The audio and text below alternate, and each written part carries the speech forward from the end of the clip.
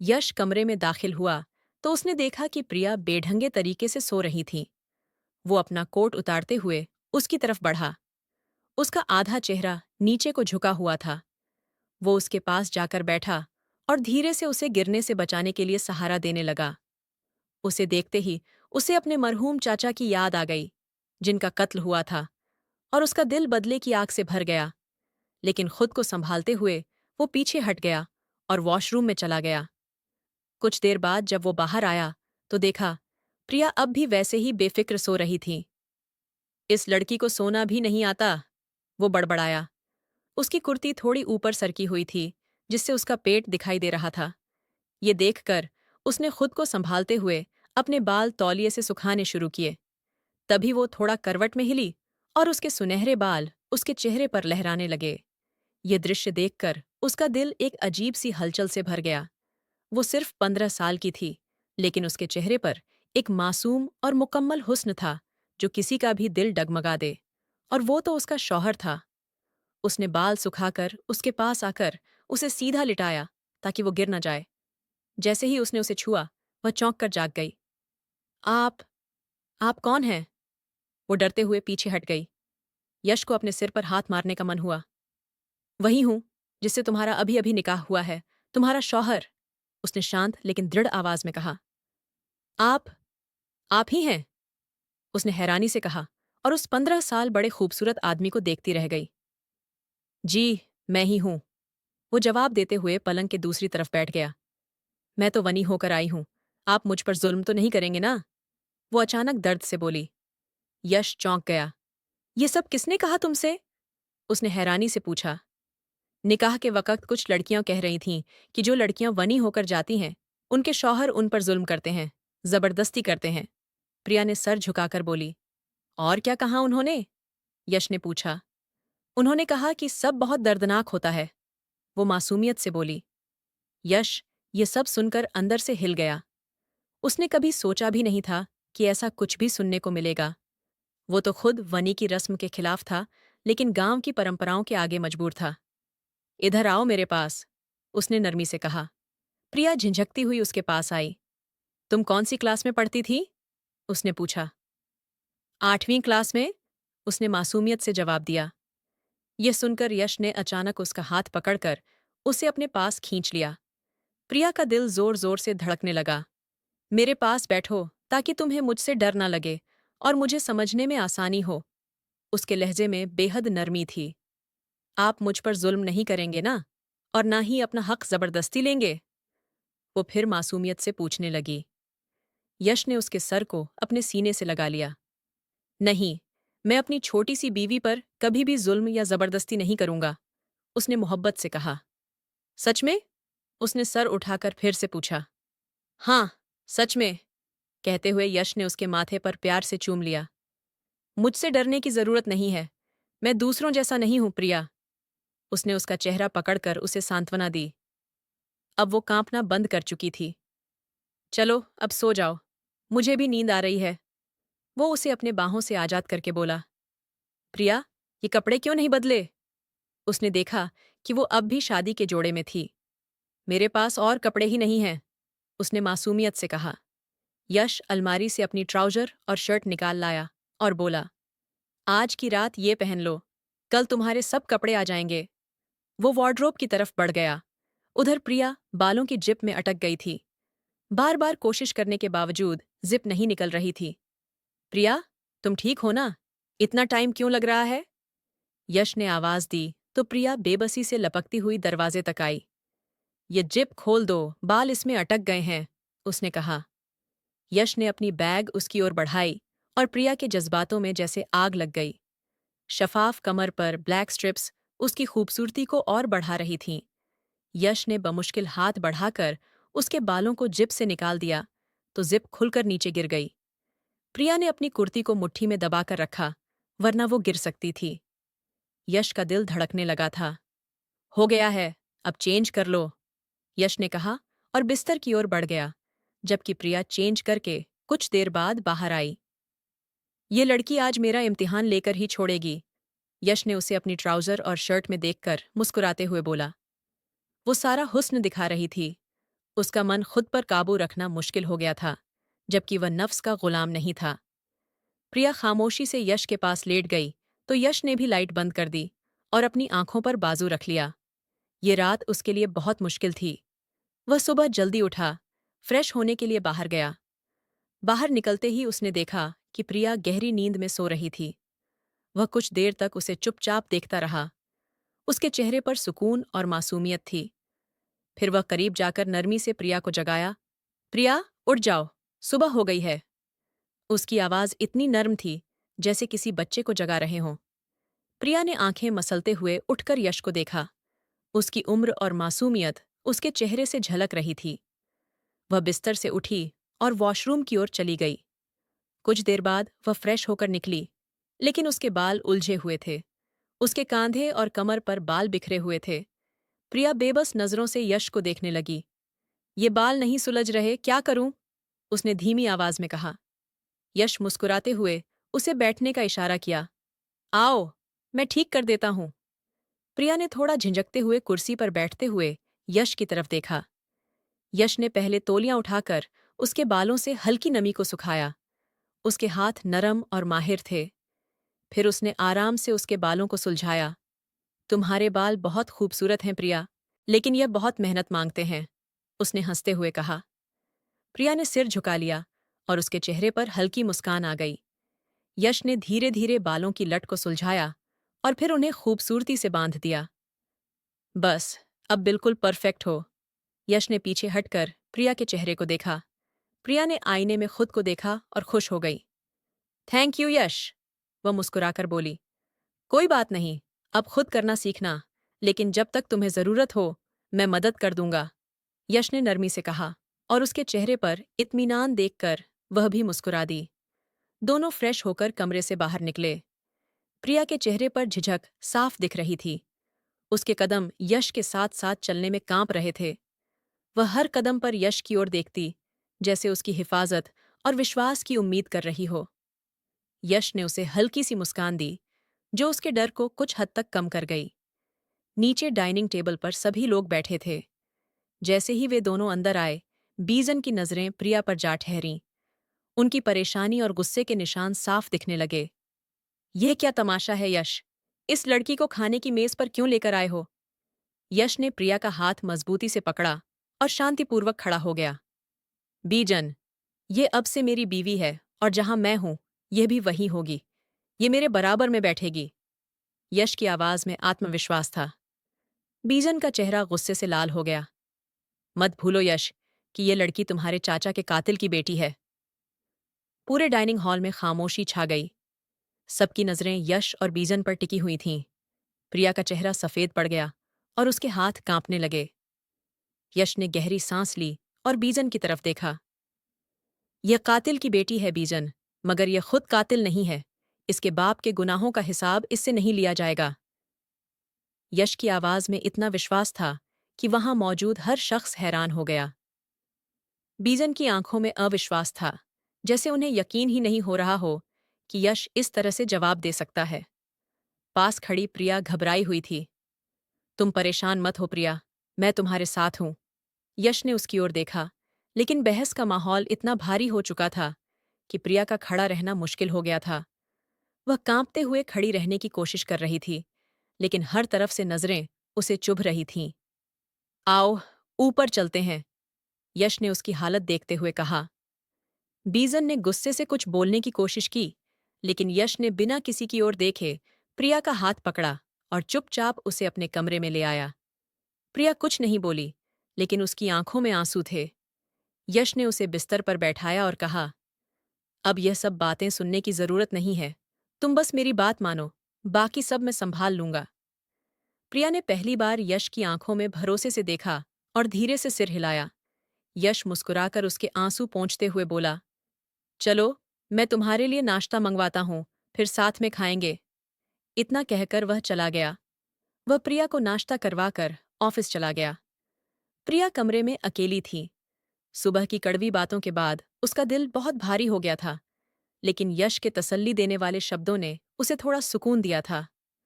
वह थक कर दोबारा बिस्तर पर लेट गई और कब नींद आ गई, उसे पता ही नहीं चला। कुछ देर बाद दरवाजे पर धीमी सी दस्तक हुई। प्रिया ने आंखें मलते हुए दरवाजा खोला तो सामने एक नौकरानी खड़ी थी। बीबी जी, बीजान ने आपको नीचे बुलाया है। ये सुनकर उसका दिल धड़कने लगा। वह कुछ समझ नहीं पा रही थी कि उसे क्यों बुलाया जा रहा है। धीरे धीरे वह नीचे आई। उसके कदम भारी थे और दिल जोर जोर से धड़क रहा था। जैसे ही वह लाउंज में पहुंची, बीजान की तीखी नजरें उस पर जा टिकीं। बीजान ने सख्ती से कहा, यश की नरमी से यह मत समझना कि हम तुम्हें अपना लेंगे। अगर चाहती हो कि यहां बर्दाश्त की जाओ तो सारे काम तुम्हें खुद करने होंगे। अगर इनकार किया तो मुझसे बुरा कोई नहीं होगा, समझ आई? प्रिया ने डरते हुए सिर झुका लिया और धीरे से हामी भर दी। उसकी आंखों में डर साफ दिख रहा था। बीजान ने इशारा किया, अब जाओ और नौकरानी के साथ हवेली के सारे कपड़े धो दो। ये सुनकर प्रिया को जैसे एक और झटका लगा। उसे इन सब कामों का कोई अनुभव नहीं था, लेकिन वह कुछ नहीं बोली और सिर झुकाकर उनके हुक्म का पालन करने चल पड़ी। नौकरानी उसे वॉशिंग एरिया में ले गई, जहां कपड़ों का बहुत बड़ा ढेर पड़ा था। बीबी जी, ये सब कपड़े धोने हैं, किसी की मदद मत लेना, वरना बीजान बहुत नाराज होंगी। ये कहकर वह चली गई। प्रिया बेबसी से कपड़ों की तरफ देखती रही। उसने डरते डरते काम शुरू किया, लेकिन थोड़ी ही देर में वह थक गई। उसके हाथ लाल हो गए थे, आंखों में आंसू आ गए थे, मगर फिर भी वह हार माने बिना काम करती रही। हर कपड़ा उसके लिए एक नई मुश्किल था, लेकिन वह सब्र करते हुए कपड़े धोती रही। शाम होने तक वह बुरी तरह थक चुकी थी। जब यश ऑफिस से वापस आया और कमरे में दाखिल हुआ, तो सामने का मंजर देखकर उसके कदम रुक गए। प्रिया बेड पर बैठी थी। उसका चेहरा लाल था और आंखों से लगातार आंसू बह रहे थे। वह इतनी मासूम लग रही थी कि यश का दिल कांप उठा। वह तेजी से उसके पास आया। प्रिया, क्या हुआ मेरी जान? क्यों रो रही हो? प्रिया ने आंसू पोंछने की कोशिश की, लेकिन उसकी आवाज कांप रही थी और आंखें भीगी हुई थीं।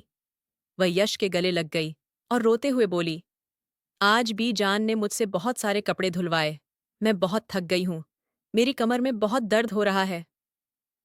यश के अंदर गुस्से की लहर दौड़ गई, लेकिन उसने खुद को संभाला। उसने प्रिया को बाहों में लेते हुए कहा, चलो लेटो, मैं तुम्हारी कमर दबाता हूं।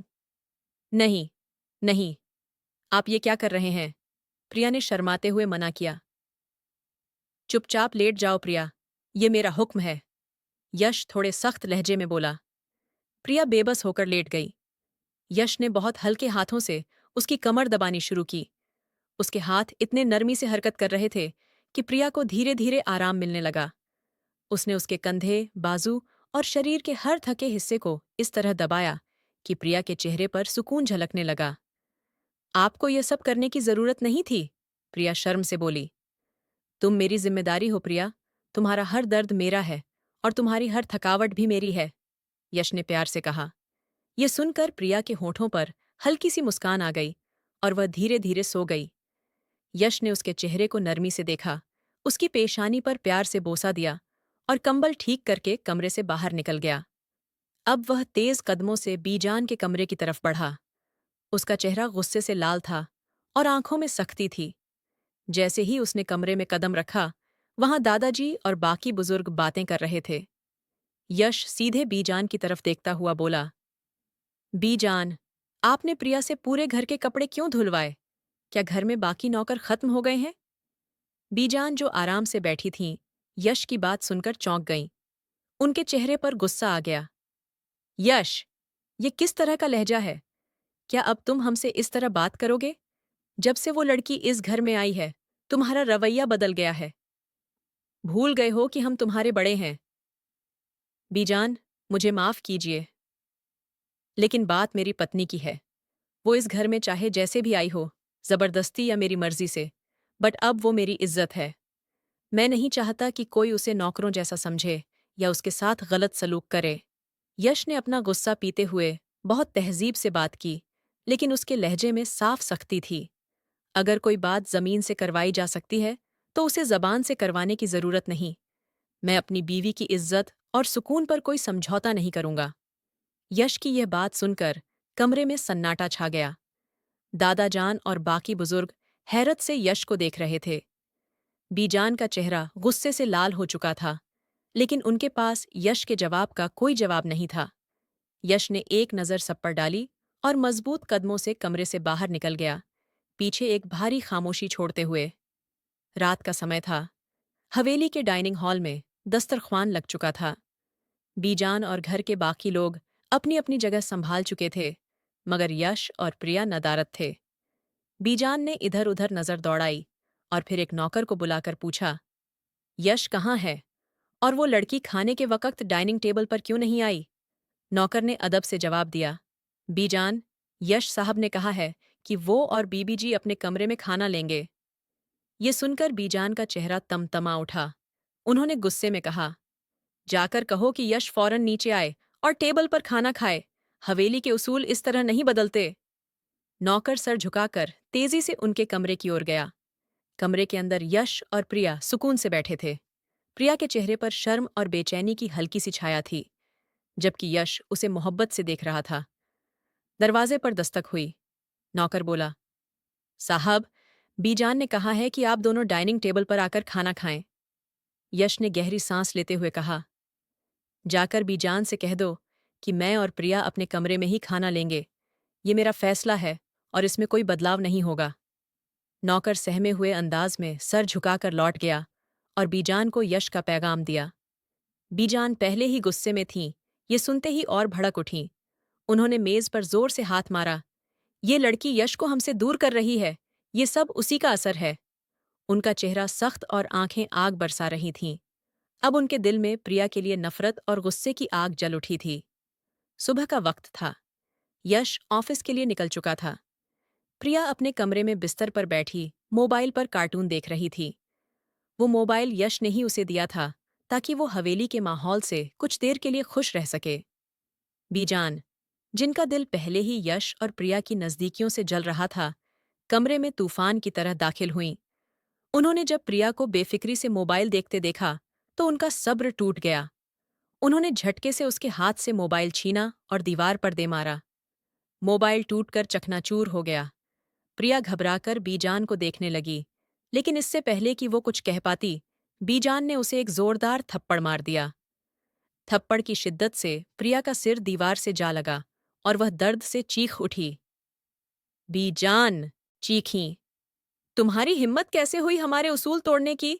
यश को हमारे खिलाफ भड़काने की कोशिश कर रही हो? अपनी औकात देखो। उनकी आवाज इतनी तेज थी कि दीवारें तक हिलने लगीं।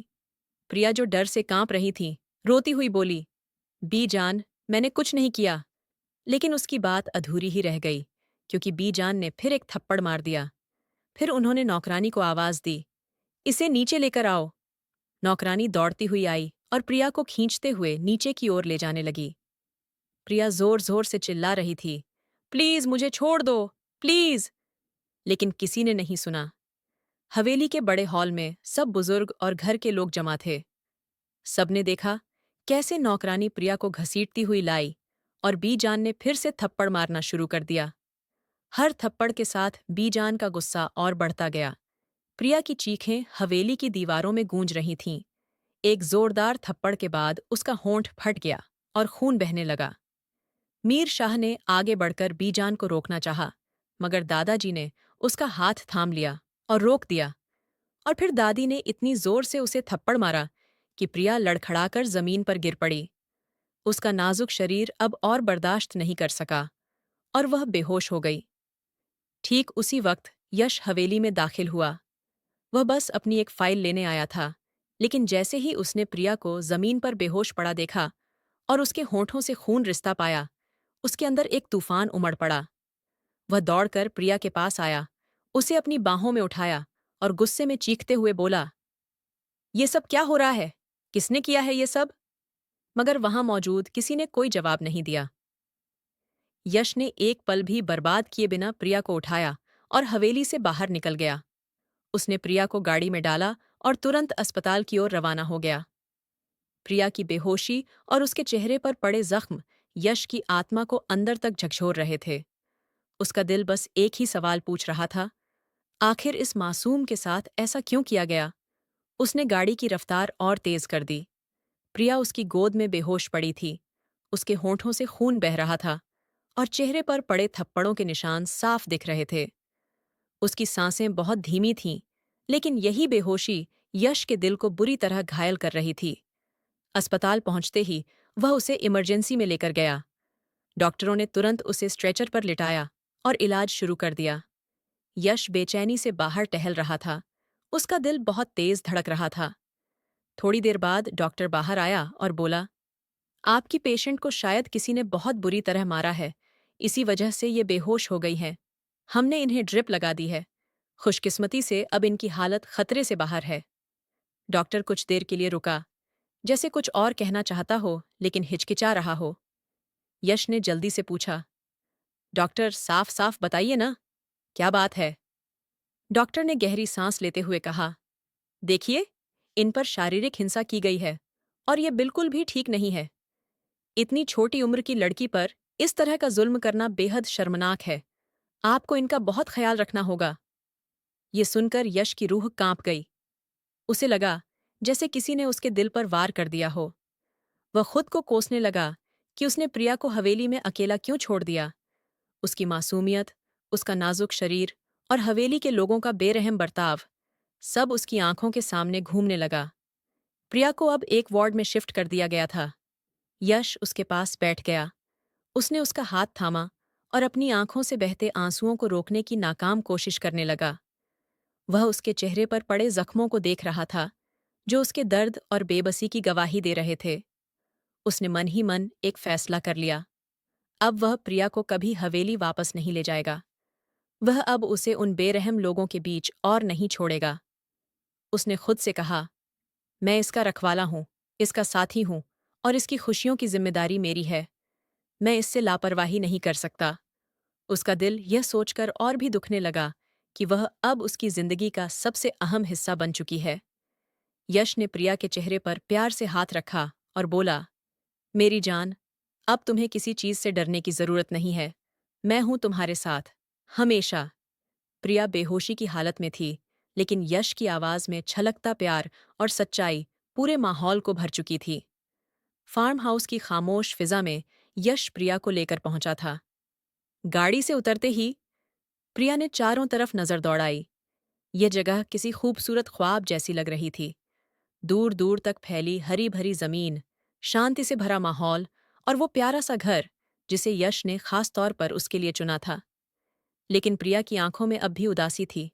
उसकी चुप्पी यश को बेचैन कर रही थी। यश ने धीरे से उसे सहारा दिया और फार्म हाउस के अंदर ले गया। उसने प्रिया को आरामदायक सोफे पर बिठाया और प्यार से उसे देखने लगा। प्रिया की आंखों में थकान और दर्द साफ दिख रहा था। उसकी जुबान पर जैसे ताले लग गए थे। प्रिया, ये घर अब हमारा है, सिर्फ तुम्हारा और मेरा। यहाँ कोई नहीं होगा जो तुम्हें तकलीफ दे सके, तुम्हारी इज्जत को ठेस पहुंचा सके।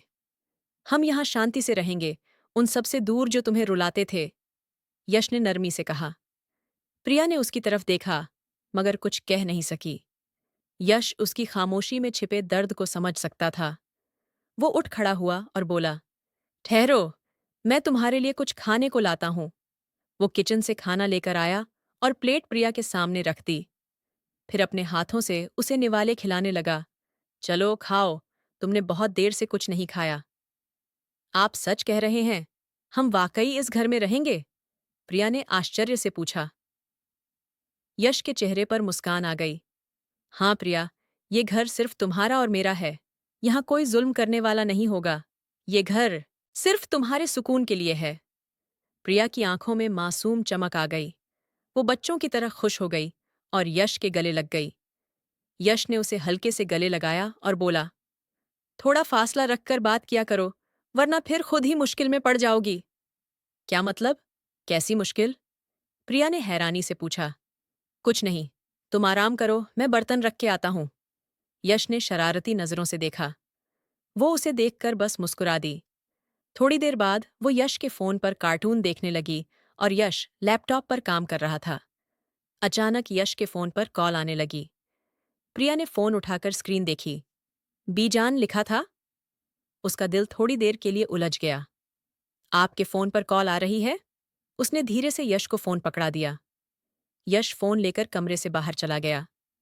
उसके कदमों की रफ्तार और चेहरे की गंभीरता ने प्रिया को थोड़ा अजीब सा महसूस कराया, लेकिन वो चुप रही। यश ने बाहर जाकर कॉल उठाई। दूसरी तरफ बीजान का गुस्से से भरा लहजा सुनाई दिया। कहाँ हो यश? 2 दिन से हवेली नहीं आए? यश ने गहरी सांस लेते हुए कहा। बीजान, जब तक आप लोग प्रिया को दिल से स्वीकार नहीं करेंगे, मैं हवेली नहीं लौटूंगा। वो अब मेरी पत्नी है, मेरी इज्जत है। अगर कोई उसके खिलाफ कुछ कहेगा तो मैं बर्दाश्त नहीं करूंगा। बीजान और भड़क गईं। तुम अपनों को छोड़कर उस लड़की के लिए? बस, यश ने बात काट दी। मैंने फैसला कर लिया है। जब तक आप लोगों के दिल से प्रिया के लिए नफरत खत्म नहीं होती, मैं वापस नहीं आऊंगा। ये कहकर उसने फोन बंद कर दिया। वापस कमरे में आकर यश ने देखा, प्रिया अभी भी कार्टून देखने में मगन थी। वो कुछ देर उसे देखता रहा। प्रिया, अब बहुत कार्टून हो गए, चलो अब सो जाओ, वो नरमी से बोला। नहीं, मुझे और देखना है, प्रिया ने बिना उसकी तरफ देखे कहा। यश ने एक गहरी सांस ली। उसने हमेशा एक समझदार, हमउम्र पत्नी का सपना देखा था, जो उसके साथ कंधे से कंधा मिलाकर चले। लेकिन हकीकत में उसे ये मासूम, जिद्दी सी 15 साल की लड़की मिली थी, जो अपनी ही दुनिया में मग्न रहती थी। मगर उसकी मासूमियत ने यश के दिल में खास जगह बना ली थी। ठीक है, देख लो कार्टून, यश ने कहा और फिर अपने काम में लग गया। थोड़ी देर बाद अचानक लाइट चली गई। प्रिया डर के मारे उछलकर यश की गोद में आ बैठी। यश घबरा गया। अरे ये क्या कर रही हो? मुझे डर लग रहा है, मैं आपके पास ही रहना चाहती हूँ, वो कांपती आवाज में बोली। यश ने मोबाइल की टॉर्च जलाई ताकि कुछ रोशनी हो जाए। प्रिया का चेहरा उसके कंधे के पास था और उसकी नजदीकी ने यश को बेचैन कर दिया। प्रिया, प्लीज, मेरे सब्र का इम्तिहान मत लो, थोड़ा दूर हो जाओ, यश ने मुश्किल से खुद को संभालते हुए कहा। नहीं, मुझे बहुत डर लग रहा है, वो फिर से जिद पर अड़ गई। यश अपने जज्बातों को बड़ी मुश्किल से काबू में रख पाया। वो जानता था कि प्रिया अब भी एक मासूम बच्ची है, जो उसकी शिद्दत को समझ नहीं सकती। कुछ देर बाद लाइट आ गई। यश ने राहत की सांस ली। अब तो हट जाओ, मुझे मेरा काम करने दो। प्रिया उसकी गोद से उतरकर साइड में बैठ गई, लेकिन यश का दिल अब भी तेजी से धड़क रहा था। यश गहरी सांस लेकर वापस अपने काम में लग जाता है। वह ऑफिस में बैठा काम में मसरूफ था और उसकी पूरी तवज्जो स्क्रीन पर थी। तभी अचानक दरवाजा खुलता है और दादाजी और मीर शाह अंदर आते हैं। उन्हें देखकर यश चौंक जाता है और फौरन खड़ा हो जाता है। बाबा जान, दादा जान, आप यहाँ, प्लीज बैठिए, वह उनके पास बढ़ता है। दादा जान और मीर शाह खामोशी से सोफे पर बैठ जाते हैं। यश उनके लिए पानी मंगवाता है और खुद भी पास बैठ जाता है। मीर शाह की गहरी नजरें और दादा जान की खामोशी यश को बेचैन कर रही थीं। यश, तुम क्या कर रहे हो? एक लड़की के लिए तुम हम सबको छोड़ रहे हो? मीर शाह ने सवाल किया। बाबा जान, वह लड़की सिर्फ एक लड़की नहीं, वह अब मेरी बीवी है, मेरी इज्जत है, यश ने दृढ़ता से जवाब दिया। मत कहो कि वह तुम्हारी बीवी है, वह वनी के तौर पर आई है। उसके बाप ने तुम्हारे चाचा को कत्ल किया है, क्या तुम यह भूल गए हो? दादा जान ने सख्त आवाज में कहा। यश का चेहरा एक पल के लिए सख्त हो गया। दादा जान, मैं कुछ भी नहीं भूला, सब कुछ याद है, हर बात, हर जख्म। लेकिन यह भी याद है कि वह मासूम लड़की कातिल नहीं है, उसका बाप कातिल है। मैं हमेशा वनी की रस्म के खिलाफ था। मैंने आप सभी से पहले ही कह दिया था कि मुझसे उम्मीद न रखिए कि मैं इस रस्म को निभाऊंगा। फिर भी आपने जबरदस्ती मेरा निकाह मुझसे 15 साल छोटी लड़की से करवा दिया। अब जब यह सब कुछ आपकी मर्जी से हुआ है, तो अब मेरे फैसलों के साथ चलना पड़ेगा, वरना ये बिजनेस और सब कुछ भी मैं छोड़ दूंगा। उसके सख्त और ईमानदार लहजे ने ऑफिस में खामोशी भर दी। वह यश, जो हमेशा उनके हर आदेश के आगे सिर झुका देता था, आज उन्हें खुलकर जवाब दे रहा था। दादा जान को यकीन नहीं हो रहा था कि यह वही यश है। दादा जान थोड़ी देर चुप रहते हैं, फिर कहते हैं, देखो बेटा, गुस्से में इस तरह के फैसले नहीं होते, हमें सोचना पड़ेगा। ठीक है, तुम्हारी बात सुन ली, लेकिन प्रिया और तुम हवेली वापस आ जाओ। नहीं, दादा जान, मैं प्रिया पर और जुल्म नहीं होने दूंगा। वह सिर्फ 15 साल की है। आपने उसकी उम्र का भी ख्याल नहीं रखा और उसे नफरतों का निशाना बना दिया। कम से कम उसकी उम्र बढ़ने का इंतजार कर लेते, फिर नफरत कर लेते। अभी वह शादी का मतलब भी नहीं जानती, नफरतों का मतलब भी नहीं जानती, और आप लोगों ने उस पर जुल्म के पहाड़ तोड़ दिए। जब तक मैं जिंदा हूं, उस पर एक आंच भी नहीं आने दूंगा। उसकी आवाज में वह तीव्रता थी जो दादा जान और मीर शाह को चुप कर गई। बेटा, हम तुम्हारी बात समझते हैं। हम कोई हल निकालेंगे, लेकिन तुम हवेली वापस आ जाओ। मीर शाह ने भी समझाने की कोशिश की। जब आप लोग कोई हल निकाल लेंगे और प्रिया के साथ इंसाफ करेंगे, तब मैं वापस आऊंगा। उससे पहले नहीं, यश ने दृढ़ता से कहा। दादा जान और मीर शाह एक दूसरे को बेबसी से देखते हैं। ठीक है बेटा, जैसी तुम्हारी मर्जी, कहकर दोनों धीरे धीरे ऑफिस से बाहर निकल जाते हैं। यश एक गहरी सांस लेकर कुर्सी पर गिर जाता है। उसके दिल में दुख और गुस्सा दोनों थे, लेकिन उसने यह फैसला कर लिया था कि अब वह प्रिया के हक के लिए हर हद से गुजर जाएगा। वह ऑफिस से थका हारा वापस आया, और जब दरवाज़ा खोलकर अपने कमरे में दाखिल हुआ तो उसकी नज़र प्रिया पर पड़ी, जो नीले रंग की साड़ी पहने हुए थी। वह अपनी सादगी और मासूमियत में साड़ी में बेहद खूबसूरत लग रही थी। यश एक पल के लिए चुपचाप खड़ा रह गया, जैसे उसकी आंखों के सामने कोई हसीन ख्वाब आ गया हो। वह कदम कदम चलते हुए उसके पास पहुंचा और बिना सोचे समझे उससे पूछ बैठा, ये साड़ी तुम्हारे पास कहाँ से आई? मैंने तो नहीं दी तुम्हें। प्रिया ने जवाब दिया, मुलाजिम सकीना आंटी की बेटी है ना, वह लेकर आई थी। तो मैंने कहा, मैं भी पहनकर देखती हूँ, मुझे बहुत पसंद आई। उसके लहजे में मासूमियत थी। यश सिर पकड़ के रह गया। फिर अचानक प्रिया की साड़ी, जो ठीक से बंधी नहीं थी, खुलकर जमीन पर गिर गई। प्रिया का नाजुक और नन्हा वजूद यश के सामने था। वह चौंक कर उसे गहरी नजरों से देखने लगा। प्रिया तुरंत शर्मिंदी होकर साड़ी उठाने लगी। मुझे साड़ी ठीक से पहननी नहीं आती, प्लीज मेरी मदद कर दो ना, यश। वह मासूमियत से बोली। यश ने थोड़ी देर सोचा और फिर कहा, मैं कैसे मदद कर सकता हूँ, मुझे नहीं आती। वह बच्चों की तरह पिकार लगा। फिर प्रिया ने कहा, तो फिर आप मुझे सिखाकर पहनवा दो, मुझे नहीं पहननी आ रही। यश उसकी जिद्द के आगे हार कर आगे बढ़ा। ठीक है, रुको। उसने अपना फोन निकाला और साड़ी बांधने का तरीका देखने लगा। यश के दिल में एक जज्बाती तूफान मच रहा था। प्रिया के करीब होने से उसका दिल तेजी से धड़क रहा था। उसका दिल चाह रहा था कि वह उस नन्हे वजूद को अपनी बाहों में भर ले, लेकिन उसने जानबूझकर खुद को रोका, क्योंकि वह जानता था कि प्रिया अभी बहुत छोटी है और उसकी शिद्दत को वह नहीं सह पाएगी। उसने अपने जज्बात पर काबू पाया और साड़ी को ठीक से उसे पहना कर दिया। वह कयामत सी लग रही थी। नीले रंग की साड़ी में वह एक मुकम्मल हसीन ख्वाब की तरह नजर आ रही थी। यश उसे देखता ही रह गया। आखिर इतना रूप कहाँ से लाती हो? उसने कहा।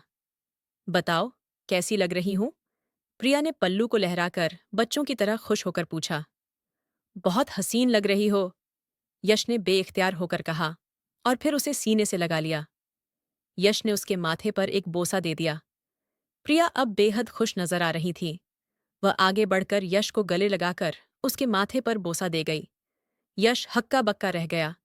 उसकी इस जसारत पर अचानक एक शरारत सूझी और वह शिद्दत से प्रिया के करीब झुक गया। चलो, अब ऐसे भी करो, वह मुस्कुराते हुए बोला।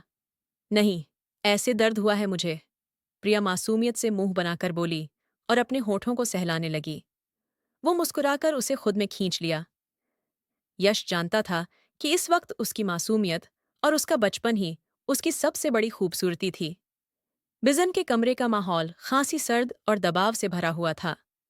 दादा जान, मीर शाह और हवेली के बाकी बुजुर्ग अपनी जगह पर सर झुकाए खामोशी से बैठे थे। बिजन के चेहरे पर उलझन, गुस्सा और बेबसी का खौफ था। उनकी आंखों में वही शोले जल रहे थे। मुझे यकीन नहीं हो रहा कि यश इस हद तक जा सकता है। ये वही यश है जो हमेशा मेरी हर बात मानता था, और अब तुम लोग उसे मनाने के लिए उसके ऑफिस तक गए, लेकिन वह फिर भी वापस नहीं आया। आखिर ऐसा क्या जादू कर दिया उस लड़की ने? क्या बात है जिसने उसे उस हद तक बदल दिया है? दादी, अब हमें इस हकीकत को स्वीकार करना होगा, मीर शाह ने कहा। यश ने साफ साफ कह दिया है कि जब तक हम प्रिया के साथ अपना रवैया ठीक नहीं करते, वह इस घर में कदम नहीं रखेगा। हमें उसकी बात माननी पड़ेगी, वरना यह मामला और बढ़ सकता है। बिजन ने गहरी सोच में डूबते हुए कहा। इसका मतलब है कि हमें उस लड़की के सामने झुकना पड़ेगा जो वनी की रस्म के तहत इस घर में आई थी और जिसका पिता हमारे खानदान का खून बहा चुका है। मीर शाह ने जवाब दिया, बिजन, वह हमारे खानदान का एकमात्र चश्मो चिराग है। अगर वह हमसे और दूर हो गया तो उसे वापस लाना नामुमकिन हो जाएगा। हमें समझदारी से काम लेना होगा। दादाजान, जो अब तक चुप थे, अपनी छड़ी पर झुके हुए सर को उठाकर धीमी आवाज में बोले, मीर शाह सही कह रहा है। यश को खोना हमारे लिए बहुत बड़ा नुकसान होगा। हमें उसकी बात माननी होगी, वरना यह मामला हमारे हाथ से निकल जाएगा। बिजन ने कुछ देर के लिए सोचा, जैसे अपने जज्बात को काबू करने की कोशिश कर रहे हों। फिर उसने कहा, ठीक है, यश को संदेश भेज दो कि हम उसकी शर्त मानने के लिए तैयार हैं। प्रिया के साथ अब कोई ज्यादती नहीं की जाएगी और उसके साथ वही सलूक किया जाएगा जो इस घर की बहू के साथ किया जाता है। उसे बताओ कि वह वापस आ जाए। ये कहकर बिजन अपनी जगह से उठ गई। उसकी आंखों में अभी भी गुस्से के भाव थे, लेकिन वह इस समय हालात के आगे झुकने पर मजबूर नजर आ रही थी। फार्म हाउस का खामोश और शांत माहौल यश और प्रिया को और करीब ला रहा था। प्रिया, जो पहले एक मासूम और जिद्दी लड़की थी, अब यश के साथ रहते हुए धीरे धीरे समझदार हो रही थी। यश के दिल में भी उसके लिए मोहब्बत के जज्बात पहले से कहीं ज्यादा गहरे हो गए थे। अभी भी वे दोनों बेड पर साथ लेटे थे। यश ने उसे नरमी से गले लगाया और वह अपनी बातों में खोई हुई थी। प्रिया की मासूमियत हमेशा यश के चेहरे पर एक मुस्कुराहट ले आती थी। यश, मुझे बेबी चाहिए, प्रिया अचानक बोली। बेबी क्यों चाहिए तुम्हें? यश ने हैरान होकर पूछा। प्रिया ने जवाब दिया, सकीना आंटी की बेटी भी मेरी जितनी है, उसकी भी शादी हुई है और उसका एक बेबी है। वह बहुत छोटा और प्यारा है, इसलिए मुझे भी बेबी चाहिए। यश मुस्कुराया और कहा, अच्छा तो तुम्हें बेबी चाहिए? उसकी मुस्कुराहट में थोड़ी शरारत भी थी। हाँ, प्रिया ने सिर हिलाकर कहा। चलो फिर, बेबी लाने के लिए जो कहूंगा वह करना पड़ेगा। यश ने नरमी से उसके बालों को छुआ और मुस्कुराया। ठीक है, प्रिया ने मासूमियत से बोला। यश ने गहरा मुस्कुराया। चलो फिर, मेरे करीब आओ। प्रिया थोड़ी शर्माते हुए यश के पास आई। यश ने अपनी आंखें बंद करके शांति से कहा, इन दूरियों को मिटा दो प्रिया। वह थोड़ा झिंझकी, लेकिन यश की मोहब्बत और विश्वास ने उसे आत्मविश्वास दिया। वह धीरे धीरे यश के करीब आई और उसने सारी दूरियां मिटा दीं। यश की धड़कनें तेज हो गईं। प्रिया के करीब होने से उसके जज्बात का बांध टूटने लगा था। फिर अचानक प्रिया ने शिद्दत महसूस की और वह ससकने लगी। यश ने तुरंत पीछे हटते हुए खुद को कोसने लगा। उसने फौरन प्रिया को गले लगाया और उसके आंसू साफ किए। बस, अब कुछ नहीं करूंगा। रोना बंद करो प्रिया, उसने नरमी से कहा। यश, मुझे दर्द हुआ था। प्रिया हिचकियों के साथ रो रही थी। मुझे माफ कर दो, मैं तुम्हें तकलीफ नहीं देना चाहती थी। यश ने उसके माथे पर बोसा दिया और कहा, मैं वादा करता हूं, अब ऐसा नहीं होगा। वह प्रिया को और संभालते हुए अपने करीब ले आया और उसके बालों को सहलाने लगा। प्रिया के आंसू थम गए, लेकिन यश की बेचैनी बढ़ने लगी। वह अपने जज्बात और मोहब्बत को संभालने की कोशिश कर रहा था, जो प्रिया की नज़दीकी में मचलते थे। दूसरे दिन यश ऑफिस जाने की तैयारी कर रहा था। सूरज की हल्की रोशनी कमरे में आ रही थी और प्रिया बेड पर बैठी उसे देख रही थी। यश ब्लैक शर्ट में खासा मसरूफ और हैंडसम लग रहा था। अचानक उसका फोन बजा। स्क्रीन पर बाबा जान का नाम देखकर उसने फोन उठाया। जी बाबा जान, खैरियत? यश ने फोन कान से लगाया। यश बेटा, हम सब ने फैसला किया है। मीर शाह की गहरी आवाज सुनाई दी। तुम और प्रिया अब किसी भी तरह की जबरदस्ती या ज्यादती का सामना नहीं करेंगे। बिजन ने प्रिया को अपनी बहू के तौर पर स्वीकार कर लिया है। हम सब उसे अपना चुके हैं। तुम दोनों अब वापस आ जाओ। यश ने हैरान होकर कहा, ये सब अचानक कैसे हुआ? बिजन कैसे मान गई? मीर शाह ने कहा, ये सब तुम्हारी जिद्द और प्रिया के लिए तुम्हारी मोहब्बत को देखकर हुआ है। हमें एहसास हो गया है कि प्रिया हमारी बहू है और उसे वही सम्मान मिलना चाहिए जो एक बहू को मिलता है। अब कोई मसला नहीं होगा। यश ने गहरी सांस ली और फिर कहा, ठीक है बाबा जान, मैं कुछ दिनों में प्रिया के साथ हवेली वापस आऊं। मीर शाह ने कहा, यही बेहतर है बेटा, हम तुम्हारा इंतजार करेंगे। फोन बंद करते हुए यश ने एक नज़र प्रिया पर डाली, जो खामोशी से उसे देख रही थी। बाबा जान का फोन था। वे चाहते हैं कि हम हवेली वापस जाएं। सबने तुम्हें अपना लिया है। यश ने हैरानी और खुशी के मिले जुले भाव से कहा। प्रिया ने खुशी से पूछा, सच? सबने मुझे कबूल कर लिया है? हाँ, अब तुम्हें कोई परेशान नहीं करेगा, यश ने मुस्कुराते हुए जवाब दिया। प्रिया ने धीरे से सिर हिलाया। उसकी आंखों में खुशी की झलक आ गई। यश ने नरमी से उसके करीब जाकर उसे अपनी छाती से लगा लिया। अब बस तुम्हें थोड़ा इंतजार करना होगा, हम जल्द ही वापस चलेंगे, उसने चुपचाप कहा। प्रिया ने सिर हिलाया और वह अपने काम की तैयारी में फिर से मसरूफ हो गया। उसके चेहरे पर अब सुकून और खुशी के संकेत साफ दिख रहे थे। वह भी अपनों से मिलने के लिए बेताब था। दोपहर का वक्त था और हवेली के दरवाजे पर गहमा गहमी थी। मुलाजमीन गुलाब के फूलों की माला हाथों में लिए खड़े थे और हवेली के बड़े दरवाजे को रंगीन फूलों से सजाया गया था। दरवाजे के पास दादा जान, बी जान, मीर शाह और चाची जान खड़े थे, जिनके चेहरों पर मुस्कुराहटें बिखरी हुई थीं। सभी को मालूम था कि आज 3 महीने बाद यश और प्रिया वापस आ रहे हैं और यह लम्हा उनके लिए खुशियों का कारण था। जैसे ही गाड़ी दरवाजे के पास रुकी, यश ने गाड़ी का दरवाजा खोला और बाहर निकला। वह स्याह शलवार कमीज में हमेशा की तरह काफी आकर्षक लग रहा था। प्रिया भी धीरे धीरे बाहर निकली, आसमानी रंग के कपड़े में और बच्चों जैसी मासूम मुस्कान के साथ। मुलाजिमीन ने उन दोनों पर गुलाब के फूल निछावर किए और हवेली का माहौल खुशबू से महक गया। दादा जान ने आगे बढ़कर यश को गले लगा लिया। उनकी आंखों में खुशी और गर्व का मिलाजुला एहसास था। बेटा, तुम्हारे वापस आने से हवेली की रौनक लौट आई है, दादाजान ने भावुक होकर कहा। यश ने धीरे से दादाजान के हाथ थामे और कहा, आपकी दुआ है दादाजान। फिर बीजान ने भी आगे बढ़कर दोनों को प्यार और दुआ दी। मीर शाह ने भी मुस्कुराते हुए यश को गले लगा लिया। प्रिया के चेहरे पर खुशी और हैरानी के मिलेजुले भाव थे। वह मुस्कुराते हुए सबका स्वागत कर रही थी। उसकी आंखों में खुशी की चमक साफ दिख रही थी। हवेली के अंदर दाखिल होते ही मुलाजिमीन ने रास्ते में फूल बिछा दिए थे और हर तरफ मोहब्बत और अपनत्व का माहौल था। प्रिया यश के साथ चलते हुए कभी हवेली को देखती, कभी लोगों की मुस्कुराहटों को। वह दिल ही दिल में दुआ कर रही थी कि ये खुशियां हमेशा कायम रहें। जल्द ही सब लोग दस्तरख्वान पर बैठ गए। खाने की मेज रंग बिरंगे खानों से सजी हुई थी। सबने हंसी मजाक के बीच खाना खाया। प्रिया हर किसी से खुशी खुशी बात कर रही थी और यश उसे देखकर दिल ही दिल में खुश हो रहा था कि उसका फैसला सही साबित हुआ। वे हवेली में कई महीनों से थे। सबका रवैया प्रिया के साथ अब बदल चुका था। वह हवेली में उड़ती तितलियों की तरह इधर उधर घूमती रहती थी, लेकिन कोई उसे रोकता नहीं था। बी जान भी अब अपना दिल साफ कर चुकी थीं, क्योंकि वह अपने पोते को इस वजह से खोना नहीं चाहती थीं। यश जब ऑफिस से लौटा तो दादा जान ने उसे बुलाया। यश चुपचाप उनके कमरे के दरवाजे पर दस्तक दी और अंदर दाखिल हुआ। दादा जान अपनी आराम कुर्सी पर बैठे थे और उनके चेहरे पर एक गंभीरता के साथ हल्की सी मुस्कान थी। आओ बेटा, बैठो, दादा जान ने मोहब्बत से कहा। यश सोफे पर बैठते हुए उन्हें आदर से देखा। जी दादा जान, आपने मुझे बुलाया?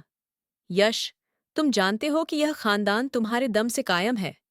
तुम हमारे इकलौते वारिस हो और हम चाहते हैं कि यह विरासत तुम्हारी नस्ल तक पहुंचे।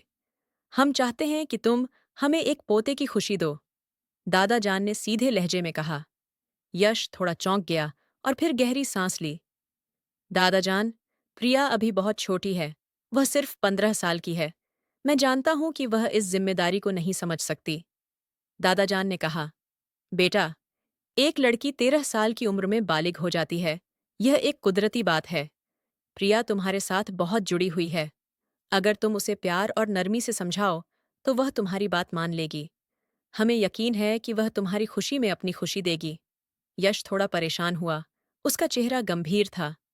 दादा जान, मैं प्रिया को समझाऊंगा, लेकिन मुझे थोड़ा वक्त चाहिए। मैं इस मामले को जल्दी नहीं सुलझाना चाहता। वह मेरे लिए कांच की गुड़िया की तरह है। मैं नहीं चाहता कि किसी भी वजह से उसके दिल या जिस्म पर कोई बोझ आए। उसने सच्चाई से अपनी बात रखी। दादा जान ने फिर नरम लहजे में कहा, हमें मालूम है कि तुम उसे बहुत चाहते हो, लेकिन याद रखो कि यह खानदान, हवेली और विरासत की जिम्मेदारी तुम्हारी है, और इस जिम्मेदारी का सही तरीके से पालन तब होगा जब हमारी अगली नस्ल का वजूद होगा। यश ने गहरी सांस ली और बोला, ठीक है दादा जान, मैं इस बारे में सोचूंगा। लेकिन उसके दिल में कुछ अजीब सा महसूस हो रहा था। उसने प्रिया के लिए कई ख्वाब देखे थे। वह चाहता था कि प्रिया की तालीम मुकम्मल हो, और वह नहीं चाहता था कि कोई भी फैसला उसकी मासूमियत को नुकसान पहुंचाए। लेकिन दादा जान की इच्छा और खानदान की उम्मीदों के आगे उसके पास कोई और रास्ता नहीं था। यश का चेहरा उदास था जब वह कमरे में आया। उसकी चाल में वह ठहराव नहीं था जो हमेशा उसकी पहचान होती थी। प्रिया बेड पर बैठी मोबाइल पर कार्टून देख रही थी। जैसे ही उसने यश को देखा, मुस्कुराकर बोली, क्या हुआ, आप थके हुए लग रहे हो। यश ने हल्के से मुस्कुराते हुए कहा, कुछ नहीं, बस थोड़ा परेशान हूं। प्रिया ने मोबाइल एक तरफ रख दिया और उसके पास आकर बोली, आप परेशान क्यों हैं? मुझे बताइए, शायद मैं आपकी मदद कर सकूं। उसने यश का हाथ थाम लिया। यश उसके छोटे हाथों को देखता रहा और बोला, तुम्हें याद है, तुमने कहा था तुम्हें बेबी चाहिए? प्रिया की आंखें चमक गईं। हाँ, चाहिए ना, कब मिलेगा मुझे बेबी? यश ने गहरी सांस ली और गंभीर होकर पूछा, तुम जानती हो बेबी कैसे आता है? प्रिया ने मासूमियत से कहा, नहीं, मुझे नहीं पता, लेकिन आप तो जानते हो ना, आप ही ले आइए। यश मुस्कुराया, लेकिन उसकी मुस्कान में हल्की चिंता छिपी थी। उसने कहा, प्रिया, बेबी तो लड़कियां ही पैदा करती हैं, कहीं से लाती नहीं हैं। प्रिया ने हैरानी से कहा, सच में? मुझे नहीं पता था, लेकिन मैं क्यों पैदा करूं? आप करिए ना। यश उसकी बात पर मुस्कुरा दिया, फिर बोला, बीवी होने के नाते ये तुम्हारी जिम्मेदारी है, लेकिन तुम अभी बहुत छोटी हो, मैं तुम्हें मजबूर नहीं करूंगा। प्रिया ने सोचा और कहा, अगर ये मेरी जिम्मेदारी है तो मैं कर लूंगी, लेकिन ये होता कैसे है? यश कुछ देर चुप रहा, फिर बोला, ये बातें तुम्हारे लिए अभी समझना मुश्किल है, लेकिन मैं तुम्हें वक्त दूंगा। जब तुम इन बातों को समझ सकोगी, तब हम सोचेंगे। उसने प्रिया को सीने से लगा लिया। प्रिया ने मुस्कुराकर कहा, ठीक है यश, आप जो कहेंगे मैं वही करूंगी। आप ही तो मेरी पूरी दुनिया हो। यश ने उसके माथे को प्यार से चूमा और सोच लिया कि वो प्रिया पर कभी दबाव नहीं डालेगा। उसकी मासूमियत और भरोसे ने यश को अंदर से राहत दी, लेकिन वह दादाजी की पोते की चाहत की वजह से परेशान था। 1 साल बीत गया। आज प्रिया की 18वीं सालगिरह थी।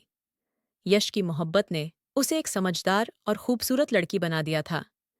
यश ने 3 साल बड़ी मुश्किल से इंतजार किया था, जज्बातों को रोके रखा था। दादाजी और बीजान भी इंतजार कर रहे थे कि प्रिया 18 की हो जाए। जन्मदिन की पार्टी के बाद प्रिया ड्रेस बदलकर ड्रेसिंग टेबल के सामने बैठी थी और हाथों में लोशन लगा रही थी। यश अभी दोस्तों में था। तभी दरवाजा खुला और यश मुस्कुराता हुआ आया। उसने कहा, अब मेरा 3 साल का सब्र पूरा हो गया, अब तुम नहीं बचोगी। वह हंसते हुए प्रिया को बाहों में भरकर बेड की तरफ ले गया। प्रिया शर्माकर आंखें बंद कर गई। यश ने लाइट्स बंद कीं और धीरे धीरे उसके पास आया। उस रात दोनों एक दूसरे में पूरी तरह खो गए। 3 साल की दूरियां अब खत्म हो गई थीं। चांद भी उनके मिलन को देखकर बादलों की ओट में छुप गया। तो दोस्तों, इस कहानी को लेकर आपकी क्या राय है, कमेंट बॉक्स में ज़रूर बताएं। और अगर कहानी अच्छी लगी हो तो प्लीज़ इसे लाइक करें। अगर आपने अभी तक हमारे चैनल को सब्सक्राइब नहीं किया तो ज़रूर कर लीजिए। तो मिलते हैं एक और नई वीडियो में।